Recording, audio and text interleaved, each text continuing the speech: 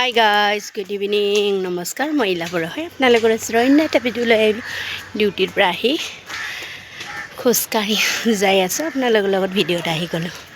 আপোনালোকে চাগে নিশ্চয় গম পায়, বতৰটো মানে এনেকুৱা গৰম দিছে যেন জুই যেনেকুৱা উমি উমি সিজে মানুহ তাপ এটা লাগে, সেনেকুৱা হৈ আছে। আপোনালোকৰো নিশ্চয় গম পাই আছে। ইমান দেৱালী গ'ল, পূজা গ'ল, কাতি বিহু, সেইবিলাক চব গুচিয়ে গ'ল।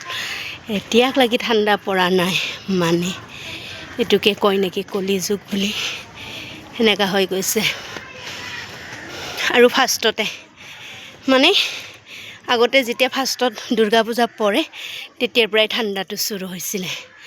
এতিয়াতো একেবাৰে আজি 2-3 বছৰৰ পৰা পূৰা ঠাণ্ডা কমিয়ে যাই আছে। এতিয়া দেৱালী যোৱাৰ পিছত ভাবিছিলোঁ ঠাণ্ডা পৰিব। যোৱাকালি বৰষুণ অকণমান পৰিছিলে, নাই।